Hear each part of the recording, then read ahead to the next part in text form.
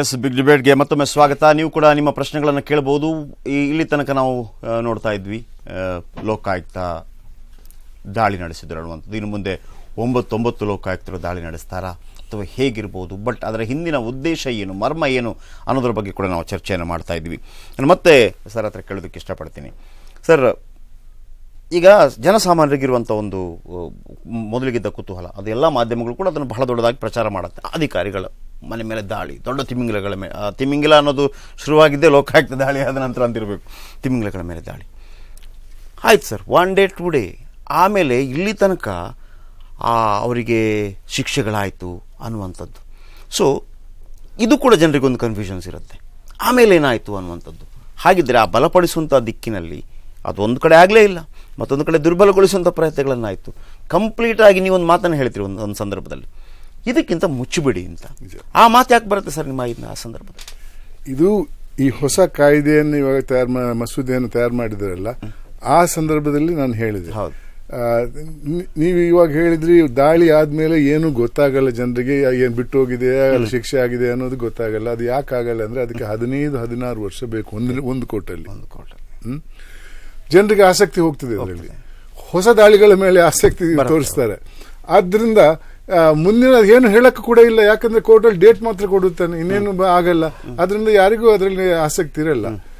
ಈ ಒಂದು ಸಿಸ್ಟಮ್ ಅನ್ನು ಬದಲಾಯಿಸಿ ನಮ್ಮ ಕಾರ್ಯಾಂಗದಲ್ಲಿ ಆಗುವುದನ್ನ ಆದಷ್ಟು ಬೇಗ 6 ತಿಂಗಳು 7 ತಿಂಗಳಲ್ಲಿ ಮೊದಲನೇ ಕೋರ್ಟಲ್ಲಿ ಶಿಕ್ಷೆ ಆಗುವುದಿದ್ರೆ ಖಂಡಿತವಾಗಿಯೂ ಭ್ರಷ್ಟಾಚಾರದ ವಿರುದ್ಧ ಒಂದು ಪರಿಣಾಮ ಒಳ್ಳೆ ಪರಿಣಾಮ ಬಂದೇ ಬರ್ತದೆ. ಇಲ್ಲದ್ರೆ ಹೆದರಿಕೆ ಇರಲ್ಲ, ಯಾರು ಅಯ್ಯೋ 15 ವರ್ಷ ಒಂದು ಕೋರ್ಟು, ಇನ್ನು ಮೇಲೆ ಒಂದು 5 ವರ್ಷ ಹೈಕೋರ್ಟು, ಇನ್ನು ಸುಪ್ರೀಂ ಕೋರ್ಟ್ ಅಲ್ಲಿ ಒಂದು 3 ವರ್ಷ, ಅಂದ್ರೆ 25 ವರ್ಷ ನಾನು 6 ತಿಂಗಳೊಳಗೆ ಮಾಡ್ಲಿಕ್ಕೆ ಸಾಧ್ಯ ಇದೆ. ಕಾನೂನಿನಲ್ಲಿ ಬದಲಾವಣೆ ತರಬೇಕು. ಈಗ ನಾನು ಒಂದು ಮಾತಿಲ್ಲ ಹೇಳಬಲ್ಲೆ. ಜಸ್ಟಿಸ್ ಸಂತೋಷ್ ಹೆಗ್ಡೆ ಅವರು ಚಾರ್ಜ್ ತಗೊಂಡು ಫಸ್ಟ್ ರೆಡ್ ಹ್ಯಾಂಡೆಡ್ ಕ್ಯಾಚ್ ಮಾಡಿರೋದು ನನ್ನ ಕೇಸಲ್ಲಿ 3.5 lakhs ಹೈಯೆಸ್ಟ್ ಆವಾಗ ರೆಡ್ ಹ್ಯಾಂಡ್ ಕ್ಯಾಶ್ ಡೀಲಿಂಗ್ ಹಿಡಿಯೋದು. ಇವತ್ತವರೆಗೂ it is still lingering between departments for sanction of prosecution. Court ವರೆಗೂ ಬಂದಿಲ್ಲ. ಈಗ ಅವ್ರ ನಿವೃತ್ತಿ ಆದ್ರು. ಈಗ ಆ ಅಪರಾಧಿನ ನನ್ನ ಎದುರಲ್ಲೇನೋ ಕರ್ಕೊಂಡ್ಬಂದು ನಿಲ್ಲಿಸ್ಬಿಟ್ಟು ನನ್ನ ಕೇಳಿ ಇವನೇ ಅಂತ ನನಗೆ ಗೊತ್ತಾಗಲ್ಲ. ಈಗ ಅದರಲ್ಲಿ ನ್ಯೂನತೆಗಳಿವೆ. ಫಾರ್ ಎಕ್ಸಾಂಪಲ್, ಲೋಕಾಯುಕ್ತನವರು ರೈಡ್ ಮಾಡಿ ಕೆಲವರು ಅಧಿಕಾರಿಗಳ ಮೇಲೆ ಚಾರ್ಜ್ ಶೀಟ್ ಹಾಕಬೇಕಾದ್ರೂ, ಪ್ರಾಸಿಕ್ಯೂಟ್ ಮಾಡಬೇಕಾದ್ರೂ they require permission of the government. ಅದು ಕೇಂದ್ರದಲ್ಲಿನೂ ಇದೆ. ಆ ಕೇಂದ್ರದಲ್ಲಂತೂ ಘೋರ. ಅದು ಜಾಯಿಂಟ್ ಸೆಕ್ರೆಟರಿಗಿಂತ ಮೇಲ್ಪಟ್ಟ ಯಾವ ಅಧಿಕಾರಿ ಬಗ್ಗೆ ತನಿಖೆ ಶುರು ಮಾಡಬೇಕಾದ್ರೂ CBI ಅರೆಸ್ಟ್ ಮಾಡೋದು ಅದೆಲ್ಲ ಬಿಡ್ರಿ, ಪ್ರಾರಂಭ ಮಾಡಬೇಕಾದ್ರೂ ಕೇಂದ್ರ ಸರ್ಕಾರ ಅನುಮತಿ ಪಡಿಬೇಕಂತಂದ್ರೆ ಯಾವ ಕಾರಣಕ್ಕಾಗಿ? ರಾಜಕೀಯಕ್ಕಾಗಿನೇ ಅಂಥದ್ದನ್ನು ಇಟ್ಟಿದ್ದು. ಇಲ್ಲೂ ಏನಾಗ್ತಾ ಇದೆ, ಲೋಕಾಯುಕ್ತನವರು ರೈಡ್ ಮಾಡಿ ಇನ್ವೆಸ್ಟಿಗೇಷನ್ ರೆಡಿ ಮಾಡಿ ಚಾರ್ಜ್ ಶೀಟ್ ರೆಡಿ ಮಾಡಿಕೊಂಡ್ರು ಚಾರ್ಜ್ ಶೀಟ್ ಹಾಕ್ಲಿಕ್ಕೆ ಇವರಿಗೆ ಅಧಿಕಾರ ಇಲ್ಲ ಕೆಲವರ ವಿಷಯದಲ್ಲಿ. ಅದಕ್ಕೆ ಅಲ್ಲಿಂದನೇ ಪರ್ಮಿಷನ್ ಬರಬೇಕು, ಅದನ್ನು ತೆಗಿಬೇಕಾಗುತ್ತೆ. ಈಗ ಗುಂಡಪ್ಪ ಅವರು ಮುಧೋಳದಿಂದ ಕರೆ ಮಾಡಿದ್ದಾರೆ. ಗುಂಡಪ್ಪ ಅವರೇ, ನಿಮ್ಮ ಪ್ರಶ್ನೆ ಏನು, ಯಾರಿಗೆ? Hello sir. ಹೇಳಿ. ಹಲೋ, ಸಂತೋಷ್ ಹೇಳಿ ಅವ್ರ ಸರ್ ಜೋಡಿ ಮಾತಾಡ್ಬೇಕ್ರಿ ಸರ್. ಈಗ ಅವರು ರೀಡ್ ಹಾಕ್ತಾರೆ, ಎಲ್ಲ ಹಿಡ್ಕೊಂಡು ಹೋಗ್ತಾರ, ಹಾಯ್ ಅವ್ರನ್ನ ಮುಚ್ಚಿ ಬಿಡ್ತಾರಲ್ದು ಸರ್.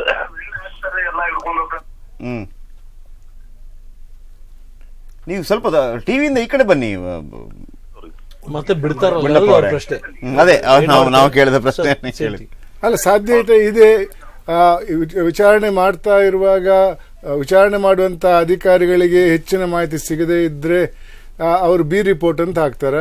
ಆವಾಗ ಆ ಅಧಿಕಾರಿ ಬಿಟ್ಟು ಹೋಗ್ತಾನೆ. ಅಥವಾ ಕೋರ್ಟಲ್ಲಿ ವಿಚಾರಣೆ ಆದ್ಮೇಲೆ ಈ ಸಾಕ್ಷಿಗಳು ನಮ್ಮ ಕೇಸ್ ಸಪೋರ್ಟ್ ಮಾಡದೇ ಇದ್ರೆ ಅಲ್ಲಿ ಕೋರ್ಟ್ನವ್ರು ಬಿಟ್ಬಿಡ್ತಾರೆ, ಆವಾಗ ಬಿಟ್ಟು ಹೋಗ್ತದೆ. ಮತ್ತೆ ಈ ಒಂದು ತಡವಾಗಿ ನಿರ್ಧಾರಕ್ಕೆ ಮೊದಲನೇ ಕೋರ್ಟಲ್ಲಿ ವಿಚಾರಣೆ ನಡೆಯುವುದು ತಡವಾದಾಗ ಬೇರೆ ಪರಿಣಾಮಗಳಿರ್ತವೆ. ಸಾಕ್ಷಿಗಳು ಅವರನ್ನು ಬದಲಾಯಿಸಕ್ಕೆ ಸುಲಭ ಆಗಿರ್ತದೆ, ಸಾಕ್ಷಿಗಳು ಸತ್ತೋಗಿರ್ತಾರೆ, ಮತ್ತೆ ಅವರಲ್ಲಿ ಒಂದು ರೀತಿಯ ಕನಿಕರ ಹುಟ್ಟುತ್ತದೆ. ಇದರಿಂದ ಬೇರೆ ಬೇರೆ ಪರಿಣಾಮ ಈ ಒಂದು ವಿಚಾರಣೆಗೆ ಮೇಲೆ ಆಗ್ತದೆ. ಈಗ ಪುಟ್ಟಸ್ವಾಮಿ ಅವರು ಮತ್ತೊಬ್ಬರು ರಾಮನಗರದ ಕರೆ ಮಾಡಿದ್ದಾರೆ. ಪುಟ್ಟಸ್ವಾಮಿ ಅವರೇ, ನಿಮ್ಮ ಪ್ರಶ್ನೆ. ನಮ್ಮ ಪ್ರಶ್ನೆ ಏನು ಅಂತ ಅಂದ್ರೆ, ಎಷ್ಟು ಜನ ಜೈಲ್ಗೆ ಹೋಗಿದಾರೋ ಅಂತ ಒಂದು ಪ್ರಶ್ನೆ ಕೇಳ್ಬೇಕು. ಇವತ್ತು ಲೋಕಾಯುಕ್ತರು ದಾಳಿ ಮಾಡ್ತಾರೆ, ನಾಳೆ ಇನ್ನೊಬ್ರು ಮಿನಿಸ್ಟರ್ ಬಿಡಿಸ್ತಾರ. ಅದೇ ವಿಚಾರದ ಬಗ್ಗೆ ಅಂದ್ರೆ ಒಂದು ಮಾತನ್ನ ಹೇಳಿದ್ರು, 16 ವರ್ಷಗಳ ತನಕ ನಡೆಯುತ್ತೆ, ಮನಸ್ಸು ಮಾಡಿದ್ರೆ 6 ತಿಂಗಳೊಳಗೆ ಶಿಕ್ಷೆನೂ ಆಗತ್ತೆ ಅನ್ನುವಂಥದ್ದು ಅದಕ್ಕೆ ಪದೇ ಪದೇ ಕೇಳ್ತಾ ಇದ್ದು. ಸರ್, ಇದು ಈ ಪ್ರಶ್ನೆ ಏನು ಅಂತಂದ್ರೆ ನಾನು ಅದಕ್ಕೆ ಪೂರಕವಾಗಿ ಹೇಳ್ತೀನಿ. ಈ ಜನರಲ್ಲಿ ಇರುವಂಥ ಒಂದು ಆಕ್ರೋಶ, ಲೋಕಾಯುಕ್ತ ಇದನ್ನೆಲ್ಲ ಮಾಡುತ್ತೆ. ಈಗ ನೀವು ಕೂಡ ಅದನ್ನ ಹೇಳಿದ್ರಿ, ಲೋಪದೋಷಗಳು ಅನ್ನುವಂಥದ್ದು. ಹಾಗಿದ್ರೆ ಅವರ ಪ್ರಶ್ನೆಗಳು ಹೇಗಿರುತ್ತೆ ಅಂತಂದ್ರೆ, ಹಾಗಿದ್ರೆ ಅದಕ್ಕೇನು ಒಂದು ಉತ್ತರನೇ ಇಲ್ವಾ ಅನ್ನುವಂಥದ್ದು. ಈಗ ಇದೆ ಫಾರ್ ಎಕ್ಸಾಂಪಲ್, ಈಗ ಸುಪ್ರೀಂ ಕೋರ್ಟ್ ಏನು ಹೇಳಿದೆ, ಶಾಸಕರು, ಸಂಸದರು ಅಥವಾ ಮಿನಿಸ್ಟರ್ಗಳ ಮೇಲೆ ಏನಾದರೂ ಪ್ರಾಸಿಕ್ಯೂಷನ್ ಇದ್ದಿದ್ದಾದ್ರೆ 1 ವರ್ಷದೊಳಗೆ ಪೂರೈಸಬೇಕಂತ ಒಂದು ಆದೇಶ ಕೊಟ್ಟಿದೆ. ಅದೇ ರೀತಿ ಲೋಕಾಯುಕ್ತನವರು ಕೇಸ್ ಹಾಕಿ ಕರಪ್ಷನ್ ಕೇಸ್ನಲ್ಲಿ ಸಹ ಆ ಟೈಮ್ ಲಿಮಿಟ್ ಅನ್ನು ಸುಪ್ರೀಂ ಕೋರ್ಟ್ ಆಗಲಿ ಹೇಳಬಹುದು, ಅಥವಾ ಕಾನೂನಲ್ಲೇ ತಂದು ಲೋಕಾಯುಕ್ತ ಕೋರ್ಟ್ಗಳನ್ನು ಜಾಸ್ತಿ ಸಂಖ್ಯೆಯಲ್ಲಿ ಮಂಜೂರನ್ನು ಮಾಡಬಹುದು. ಉಪಾಯಗಳಿವೆ, ಮಾಡ್ತಾ ಇಲ್ಲ. ಅಲ್ಲಿ ಈ ಡೈರೆಕ್ಷನ್ಸ್ ಇದ್ರೂ ಸಹ ಈಗ ನೋಡಿ, ಫಾರ್ ಯಾವ್ದು ಆಂಟಿ ಯಾವ್ದು defection act, not defection, the other one disqualification case ಇದೆಯಲ್ಲ ಸರ್, ಡಿಸ್ಕ್ವಾಲಿಫಿಕೇಶನ್ RP ಆಕ್ಟ್ ಅಲ್ಲಿ 6 months ಅಂತಿದೆ. as early as possible, within 6 months you should conclude ಅಂತ. ಈಗ ವೀರಯ್ಯ ಕರೆ ಮಾಡಿದ್ದಾರೆ ಬಿಡದಿಯಿಂದ. ವೀರಯ್ಯ ಅವರೇ ನಮಸ್ತೆ. Hello sir. ಹೇಳಿ ವೀರಯ್ಯ ಅವರೇ, ನಿಮ್ಮ ಪ್ರಶ್ನೆ. ಸರ್ ನಮ್ಮ ಪ್ರಶ್ನೆ ಏನಂದ್ರೆ, ನ್ಯಾಯಮೂರ್ತಿ ಸಂತೋಷ್ ಹೆಗಡೆ ಅವರಿಗೆ ಎಲ್ಲಾ ಗಣ್ಯ ವ್ಯಕ್ತಿಗಳಿಗೆ ನಮಸ್ಕಾರಗಳು. ಪ್ರಶ್ನೆ ಕೇಳಿ ಸರ್. ಪ್ರಶ್ನೆ ಏನಂದ್ರೆ,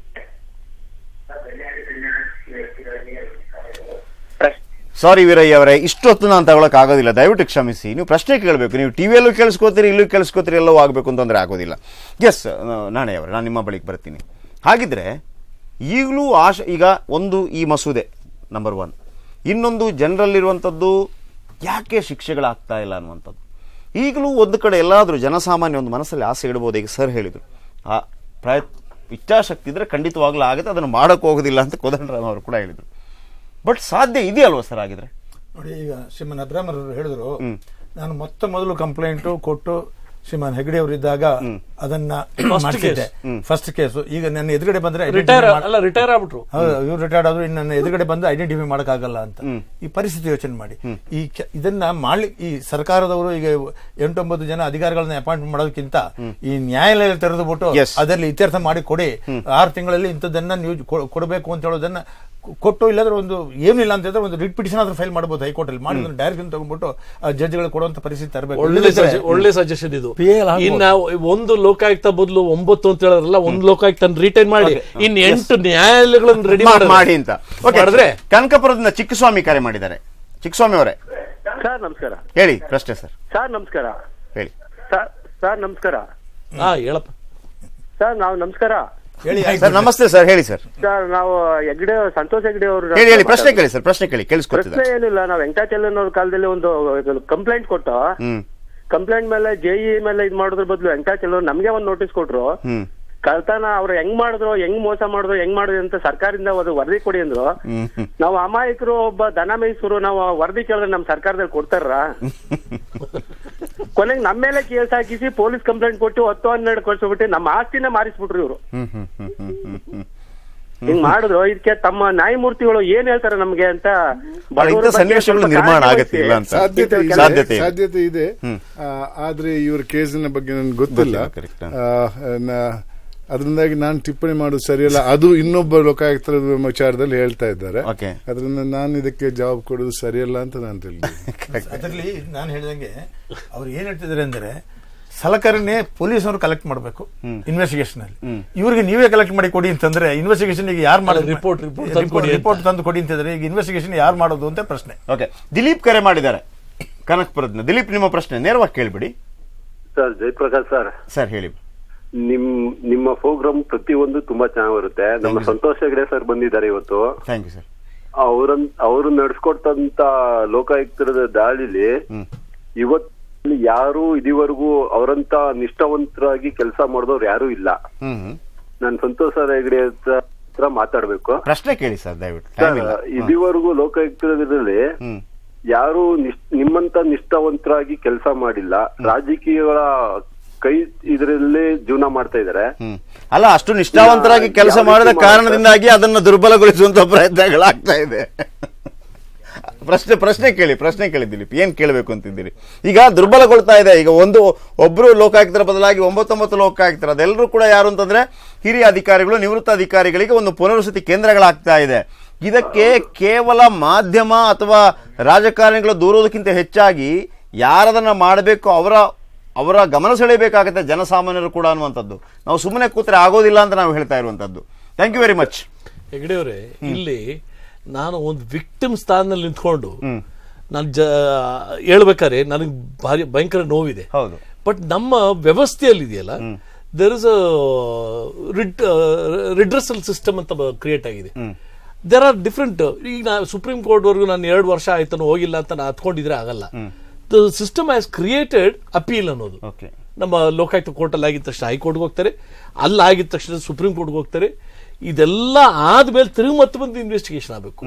ಸೊ ಇದರಲ್ಲಿ ಒಂದ್ ಸ್ವಲ್ಪ ಪ್ರಾಸೆಸ್ ಇಟ್ ಟೇಕ್ಸ್ ಟೈಮ್. ನಾವು ಅನುಭವಿಸೋರು ಹೇಳ್ತಾರೆ, ಸೊ ಅದನ್ನ ನಾವು ಸ್ವಲ್ಪ ಗೌರವಿಸಬೇಕು. ಇವತ್ತು ಕೇಸ್ ಹಾಕಿದ ತಕ್ಷಣ ನಾಳೆ ರಿಸಲ್ಟ್ ಬರುತ್ತೆ ಅನ್ನೋದು ಇಟ್ಸ್ ಇಂಪಾಸಿಬಲ್, ಇಂಪ್ರಾಕ್ಟಿಕಲ್ ನಮ್ಮ ದೇಶದಲ್ಲಿ ಇವತ್ತು. ಬಟ್ ನಾಳೆ ಆಗ್ಬೋದು. ಇವತ್ತು ನಾವ್ ಹೇಳ್ದಂಗೆ ಈ 9 ಲೋಕಾಯುಕ್ತದ ಬದಲು ಒಬ್ಬರನ್ನ ನೇಮಕ ಮಾಡಿ 8 ಕೋರ್ಟ್ಗಳು ರೆಡಿ ಮಾಡಿದ್ರೆ ಆತರ ಒಂದು ಸನ್ನಿವೇಶ ಕ್ರಿಯೇಟ್ ಆದಾಗ ಅಲ್ಲ, ಬಗೆಹರಿಸೋದಕ್ಕೆ ಉಪಾಯಗಳಿವೆ. ಸರ್ಕಾರಗಳು ಬೇಕಂತಾನೆ ಆ ಉಪಾಯಗಳನ್ನು ಬಳಸ್ಕೋತಾ ಇಲ್ಲ.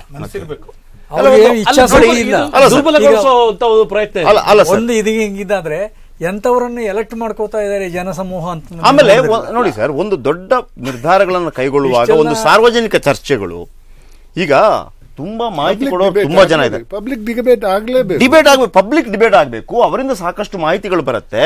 ಇವರು ಅದನ್ನ ಎಲ್ಲ ಅದ್ಭುತಗಳಾಗಿದ್ದು ಮನುಷ್ಯ ಯಾವುದೋ ಒಂದು ಸಂದರ್ಭದಲ್ಲಿ ಒಂದು ಆಲೋಚನೆ ಮಾಡುವಾಗ ಪ್ರತಿಯೊಂದು ಕೂಡ ಒಂದು ಲೈಟು ಅಥವಾ ಒಂದು ಟಿವಿ, ಒಂದು ಕಂಪ್ಯೂಟರ್ ಎಲ್ಲವೂ ಕೂಡ ಅವನ ಅಗತ್ಯಕ್ಕೆ ತಕ್ಕಂತೆ ಅವನು ನಿರ್ಮಾಣ ಮಾಡ್ಕೊಂಡು ಹೋಗ್ತಾನೆ. ಇಲ್ಲೂ ಕೂಡ ಸರ್ಕಾರ ಕೇವಲ ಅವರನ್ನು ಎಲೆಕ್ಟ್ ಮಾಡುವಂತ ಸಂದರ್ಭದಲ್ಲಿ ಮಾತ್ರ ಅವರ ಬಳಿಗೆ ಹೋಗುತ್ತೆ ಬಿಟ್ರೆ ಒಂದು ಅಭಿಪ್ರಾಯ ಸಂಗ್ರಹದಂತ ದೊಡ್ಡ ಇದ್ರ ಬಗ್ಗೆ ಜುಡಿಷಿಯಲ್ ಆಕ್ಟಿವಿಸಮ್ ಬಹಳ ಅಗತ್ಯ ಇದೆ. ಓಕೆ, ಈಗ ಕೆಲವು ನ್ಯೂನತೆಗಳು ಅವ್ರಿಗೆ ಗೊತ್ತಿದೆ. ಹೌದು, ಇನ್ವೆಸ್ಟಿಗೇಷನ್ ಆಗಲಿ ಪ್ರಾಸಿಕ್ಯೂಷನ್ ಆಗಿ ಏನೆಲ್ಲ ನ್ಯೂನತೆಗಳಿವೆ ಅನ್ನೋದು ಜುಡಿಷಿಯರಿಗೆ ಗೊತ್ತಿರತಕ್ಕಂಥದ್ದೇ. ಜುಡಿಷಿಯನವರು ಕೆಲವು ಸೂಚನೆಗಳನ್ನು ಸರ್ಕಾರಕ್ಕೆ ಕೊಡಬಹುದು, ಆದೇಶಗಳನ್ನು ಸಹ ಕೊಡಬಹುದಾಗಿದೆ. ಆ ಜುಡಿಷಿಯಲ್ ಆಕ್ಟಿವಿಸಮ್ ಅನ್ನ ಇದಕ್ಕಾಗಿ ಯಾಕೆ ಕೋರ್ಟ್ಗಳು ಬಳಸ್ಕೊಳ್ಳೋದಿಲ್ಲ ಸರ್? ಇಲ್ಲಿ ನನಗೆ ಒಂದು ಮಾತು ಹೇಳಬೇಕು. Judiciary it may contempt of court ಆದ್ರೂ ಆಗ್ಬೋದು, ಇಟ್ ಡಸಂಟ್ ಮ್ಯಾಟರ್. ಇದೇನಾಗುತ್ತೆ, ನಮ್ಮ ಪ್ರಿವೆನ್ಷನ್ ಆಫ್ ಕರಪ್ಷನ್ ಆಕ್ಟ್ ಅಲ್ಲಿ once the court has proceeded with the case, no higher court shall interfere or reverse the order ಅಂತ ಒಂದು ಆಕ್ಟ್ ಅಲ್ಲೇ ಇದೆ, interim order. But the high courts just throw away the case. Sir, ಯಾರಿಗೆ ಹೇಳೋದು ಅಂತ ಈ ವ್ಯವಸ್ಥೆಯಲ್ಲಿ ನಾವು ಎಲ್ಲೋ ಹೇಳ್ಕೊಳ್ಳೋದು ಅಂತ?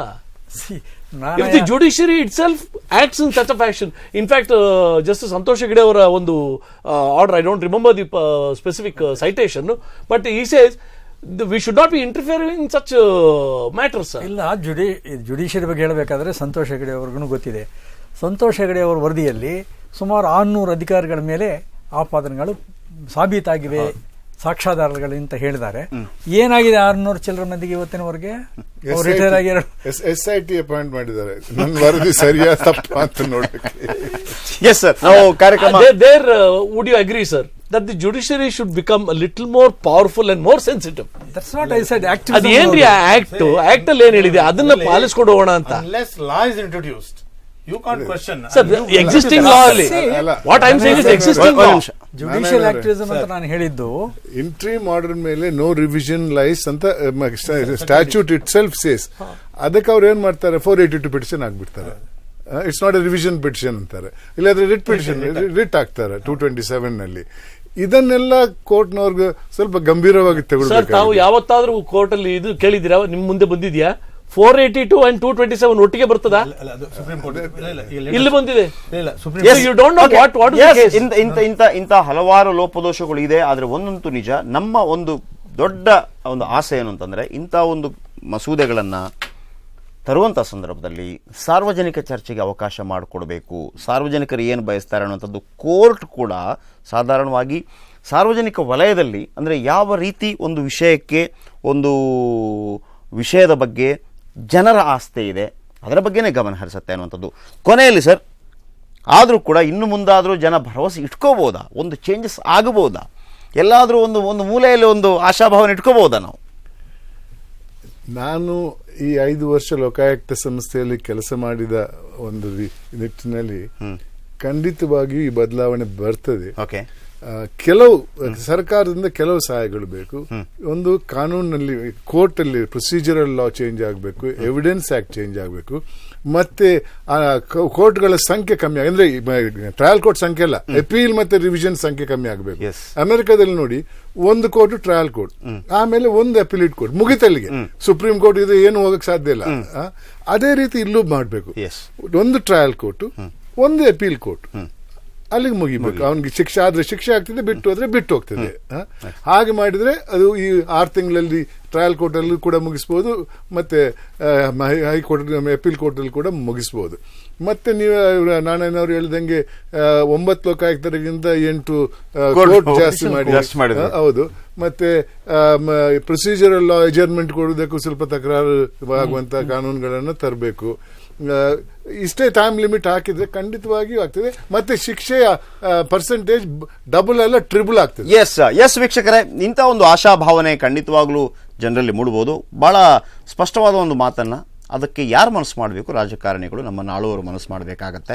ಅಲ್ಲೂ ಕೂಡ ನಮ್ಮ ಪ್ರಜಾತಂತ್ರ ವ್ಯವಸ್ಥೆಯಲ್ಲಿ ಎಷ್ಟು ಚೆನ್ನಾಗಿದೆ ಅಂತಂದರೆ, ಒಂದು ರಾಜಕೀಯ ವ್ಯವಸ್ಥೆ ಅದನ್ನು ವಿರೋಧಿಸಿದ್ರು ಕೂಡ 5 ವರ್ಷದ ನಂತರ ಮತ್ತೊಂದು ಬದಲಾವಣೆ ತರುವುದಕ್ಕೆ ಅವಕಾಶ ಇದೆ. ಅದು ಕೂಡ ಜನರಿಂದಲೇ ಆಗುವಂಥದ್ದು. ಸೊ ಹಾಗಾಗಿ ನಿರಾಶರಾಗೋದು ಬೇಡ, ಒಂದು ಆಶಾಭಾವನೆ ಇಟ್ಕೊಳ್ಳೋಣ. ಸಂತೋಷ್ ಹೆಗಡೆ ಸರ್ ಹೇಳಿದ ಹಾಗೆ ಮುಂದೊಂದು ದಿನ ಅಂತ ದಿನಗಳು ಬರ್ಬೋದು. ಆ ದಿನವನ್ನು ಕೂಡ ನಾವು ಸ್ವಾಗತಿಸೋಕೆ ರೆಡಿ ಆಗೋಣ. Thank you very much. ಇವತ್ತಿನ ಬಿಗ್ ಡಿಬೇಟ್ನಲ್ಲಿ ಭಾಗವಹಿಸಿದಂಥ ಎಲ್ಲ ಗಣ್ಯರಿಗೂ ಕೂಡ ಗುಡ್ ನೈಟ್. ನಾಳೆ ಇದೇ ಸಮಯಕ್ಕೆ, ಸೋಮವಾರ ಇದೇ ಸಮಯಕ್ಕೆ ಮತ್ತೆ ಭೇಟಿಯಾಗೋಣ. ನಮಸ್ಕಾರ.